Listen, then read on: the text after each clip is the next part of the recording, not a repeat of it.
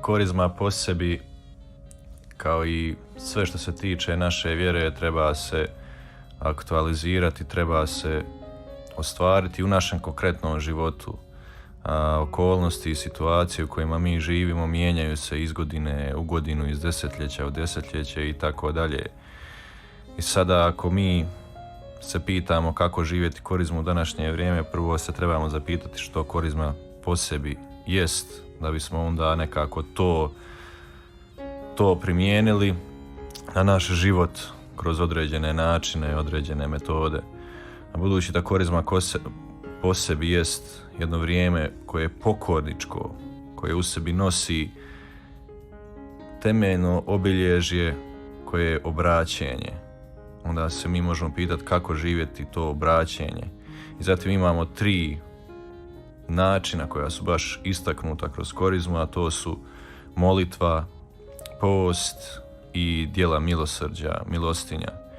I sada onda pitamo se kako baš to živjeti danas.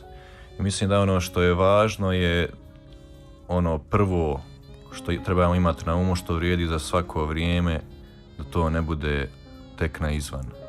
Da to bude prvenstveno unutarnije, da to ne bude tek neki pepeo koji je posut po mojoj glavi na izvan, da ja iznutra, da moje srce nije raskajano, nego baš to temeljno obilježje obraćenje.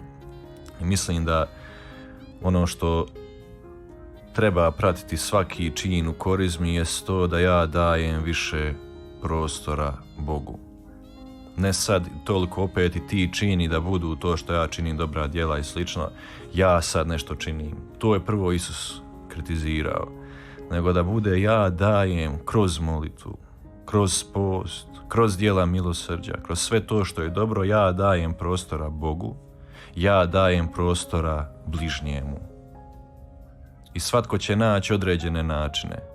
To se u sebi sadrži, to se u sebi zapravo može sažeti u to da ja se odričem grijeha, da ja vidim što je ono čega se ja trebam odreći, koji je grijeh koji se ja trebam odreći. Ne tek nešto samo evo neke stvari, opet kažem, izvanjske, ne znam, što su dobre.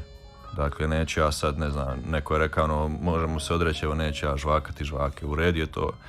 Ali prvenstveno da se odrečem grijeha, to je temeljno. Dakle, temeljno kod obraćanja da se ja odrečem grijeha, a zatim isto tako da ja dajem prostora Bogu, da činim dobro. Prvo je da ne činim zlo, drugo je da činim dobro. Činim dobro, dakle, kroz molitvu, da se približavam Bogu, da se približavam i drugima kroz dobra djela. Evo, spomenuli ste odricanje, često postavljamo pitanje ima li smisla odricanje? Pa evo, to je nešto što je vrlo često krivo shvaćeno u kršćanstvu. Ovako sada, nedavno sam pitao jednu grupu mladih, to su bili 8. 9. razredi, tko bi htio postati svet? Nitko ne želi postati svet, naravno. Onda sam pitao zašto ne žele postati sveti, ne sad da budu proglašeni svetima, nego da žive sveto, da žive pobožno, ne moraju biti proglašeni službeno.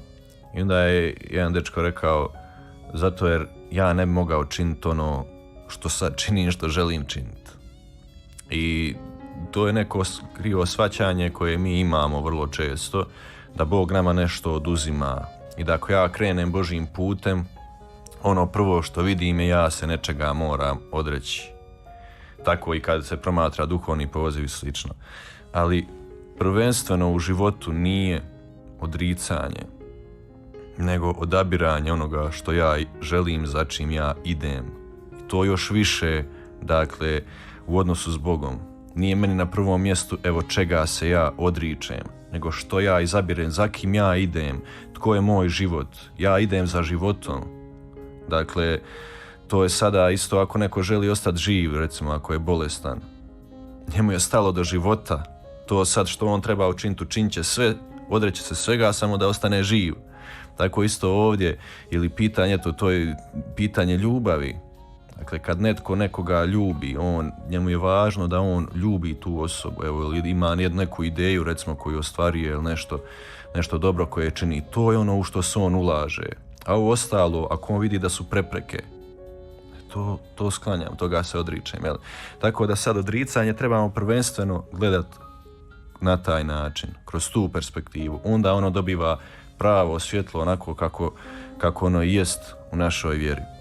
I onda odricanje nije nešto suhoparno, nego ja imam pravu motivaciju i pravu snagu.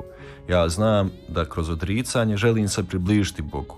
Odricanje koje me ne približava Bogu, ne približava bližnjemu, nije dobro odricanje. To je neka samokontrola, neko samoostvarenje koje ne pridonosi tome da ja istinski rastem, da rastem u ljubavi. Zato odricanje danas, sad, evo ako smo rekli to općenito kako ga treba gledati, sad možda malo konkretnije. To je nešto danas što je podosta zaboravljeno, osobito mi to nazivamo u kršćanstvu askeza, dakle što bi po sebi značilo trud, marljivost, trud oko nečega, što u sebi uključuje općenito različita odricanja, između ostalog tjelesna odricanja također, post i tako dalje. I to je nešto što je danas stvarno podosta zaboravljeno, ali nešto što je jako važno, evo samo ako se dotaknemo konkretno posta i tjelesnog odricanja. Jer mi kroz to što mi svoje tijelo obuzdavamo, mi stječemo veću slobodu. To je ono što je najvažnije, da ja stječem veću slobodu. I sad čovjek osobito ako posti o kruhu i vodi, nije sad samo stvar da on posti da smrša, nego je stvar i da taj post, dakle kad čovjek onda vidi koliko on je slobodan, s vremenom postaje i slobodan od hrane, a i vidi onda kakva je ta hrana, što je ta hrana, uči nju cijeniti, to je jedan od plodova, recimo uči cijeniti, onda se stvara veća solidarnost prema onome tko nema, a isto tako općenito taj post u kruh i vodi je onaj koji usmjerava na onaj pravi kruh, dakle na kruh života, da mene uči cijeniti i ovaj kruh ovdje svagdašnji, ali i onaj kruh istinski koji je euharistijski kruh. I to je evo nešto što meni odricanje donosi. Evo imate li na kraju još nešto dodati, možda neku poruku u povodu početka ovoga milosnog vremena korizme?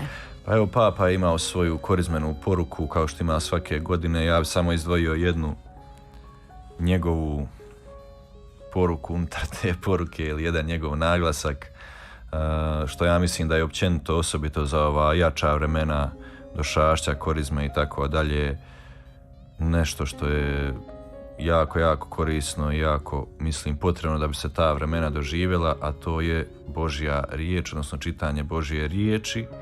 Ne, dakle, može znači biti to da svatko uzme pa svaki dan čita Bibliju, ali bi ja osobito preporučio, dakle, korizma kao i došašće i ostala vremena je strukturirana i ima svoj put, korizmeni put, kroz koji mi kao crkva idemo.